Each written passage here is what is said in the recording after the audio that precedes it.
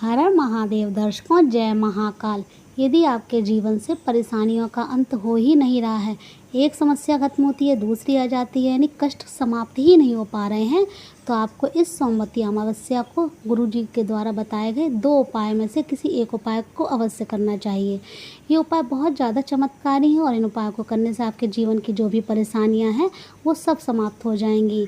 तो पहला जो उपाय है, इस उपाय में आपको चाहिए 1 लोटा जल। 1 लोटा जल आप तांबे के लोटे में जल भर लीजिए। जो जब हमेशा जल आप जब भरें तो आप अपने किचन से ही जल भरें। 1 लोटा जल चाहिए आपको, 1 बेलपत्री चाहिए और गाय का शुद्ध घी चाहिए। अगर बेलपत्री आपके पास नहीं है तो आप शिवालय से उठाकर उसे धोकर दोबारा यूज कर सकते हैं। ये 3 जो चीज़ें लेकर आपको जाना है शिव मंदिर।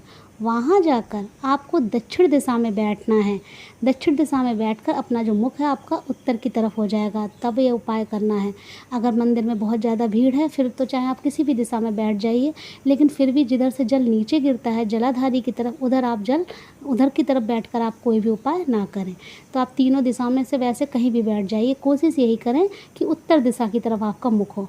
उसके बाद जो आप बेलपत्री लेकर गए हैं और जो जल लेकर गए हैं, उस जल को आपको शिवलिंग के ऊपर, सबसे पहले आपको शिवलिंग के ऊपर श्री शिवाय नमस्तुभ्यम करके वो जल समर्पित करना है। जल समर्पित करने के बाद जो आप एक बेलपत्र ले गए हैं, बेलपत्र की जो तीनों पत्तियां हैं, तीनों पत्तियों पर आपको अपनी अनामिका उंगली से, यानी जो आपकी सबसे छोटी उंगली होती है उसके पास वाली उंगली होती है, उस वाली उंगली से आपको तीनों पत्तियों पर घी लगा देना है। अगर घी ज़्यादा मात्रा में है तो आप बेलपत्र को उस घी में डुबो दीजिए। अगर घी कम है तो आप उंगली से लेकर घी लगा दीजिए, अनामिका उंगली से तीनों पत्तियों पर। उसके बाद उस घी डूबी हुई बेलपत्र को आप अपने सीधे हाथ पर रखिए और आपकी जो भी मनोकामना है, जो भी समस्या है, जो भी परेशानी है, उसे समाप्त करने के लिए बाबा से प्रार्थना कीजिए।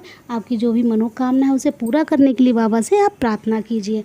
और ये ध्यान रखिए, जब आप घी लगाएं बेलपत्र में तो बेलपत्र की जो चिकनी वाली साइड होती है, चिकनी की तरफ जो पत्ती होती है, चिकना वाला हिस्सा, उधर आप घी लगाएं। कोई भी, जैसे चाहे चंदन का उपाय हो या कोई भी उपाय हो, तो उसमें हमेशा चिकनी साइड ही लगाएं। उसके बाद जब आप बाबा से प्रार्थना कर लें, फिर आप वो जो बेलपत्र है वो शिवलिंग के ऊपर आपको समर्पित कर देनी है। बस ये ध्यान रखें, जो चिकना वाला हिस्सा है बेलपत्र का वो शिवलिंग में स्पर्श होना चाहिए। इस तरीके से आपको ये उपाय करना है। ये उपाय बहुत ज़्यादा चमत्कारी है। सोमवती अमावस्या है, साल में बहुत कम आती है सोमवार के दिन अमावस्या, तो आप ये उपाय अवश्य कीजिए। क्योंकि एक तो सावन का महीना है, सोमवार के दिन अमावस्या पड़ रही है, तो बहुत ही ज़्यादा शुभ संयोग है। एक उपाय और गुरुजी ने बताया है, उसमें भी आपको 1 लोटा जल चाहिए। अपने किचन से जल भर लीजिए। 1 बेलपत्री चाहिए। बेलपत्री ध्यान रखिए कटी फटी बिल्कुल ना हो, ठीक है। 1 लोटा जल, 1 बेलपत्र, देसी घी गाय का और लाल चंदन। इसमें आपको लाल चंदन चाहिए। ये सब सामग्री लेकर आपको जाना है शिव मंदिर। जैसा कि पहले उपाय में हमने बताया कि दक्षिण दिशा में बैठना है, उत्तर की तरफ मुख करना है। आपको सबसे पहले तो जल समर्पित करना है श्री शिवाय नमस्तुभ्यम का लगातार जाप करते हुए।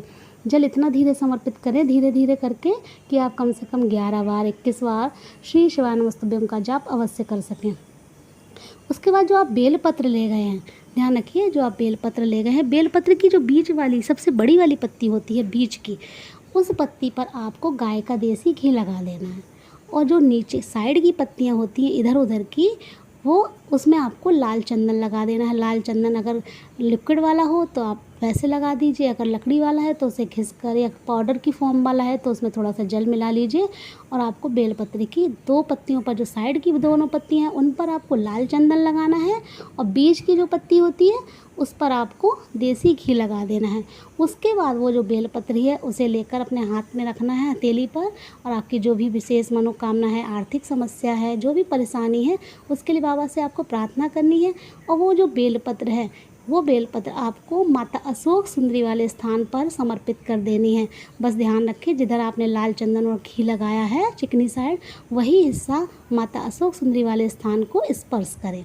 अब आपने जब यह जो बेलपत्र है वो आपने माता अशोक सुंदरी वाले स्थान पर स्पर्श जब चढ़ा दी, तो जो लकड़ी है, वो जो डंडी होती है बेलपत्र की, वो जलाधारी की तरफ होनी चाहिए जहाँ से जल नीचे गिर रहा है। तो आपको हम वीडियो में दिखाने का प्रयास कर रहे हैं कि आपको किस तरीके से वो बेलपत्र चढ़ानी है। माता अशोक सुंदरी वाले स्थान पर। माता अशोक सुंदरी का स्थान हम पहले भी कई वीडियो में बताया हमने आपको। माता अशोक सुंदरी का स्थान वो होता है जहाँ से जल नीचे गिरता है और जो जलाधारी के बीच में एक लाइन होती है, मोटी सी उठी हुई लाइन होती है, कहीं कहीं सर्प की, सांप की आकृति होती है। तो वो जो लाइन होती है वही माता अशोक सुंदरी का स्थान होता है। तो वहीं ये बेलपत्र आपको समर्पित करनी है। बस ये ध्यान रखना है कि जो डंडी है वो जलाधारी यानी जल जहाँ से नीचे गिरता है उधर की तरफ होनी चाहिए। तो आप इन दोनों में से एक उपाय अवश्य कीजिए सोमवती अमावस्या को। देखिएगा आपकी जो भी संकट हैं, जो भी तकलीफ़ें हैं, जो भी समस्याएं हैं जो समाप्त नहीं हो पा रही हैं, वो भगवान की कृपा से सब समाप्त हो जाएंगी और आप घर में धन और संपदा की कभी कमी नहीं होगी और आपकी जो भी मनोकामना है वो बाबा अवश्य पूरी करेंगे। यदि आपको वीडियो अच्छी लगी है तो प्लीज़ वीडियो को लाइक कीजिए और चैनल को सब्सक्राइब भी अवश्य कीजिए।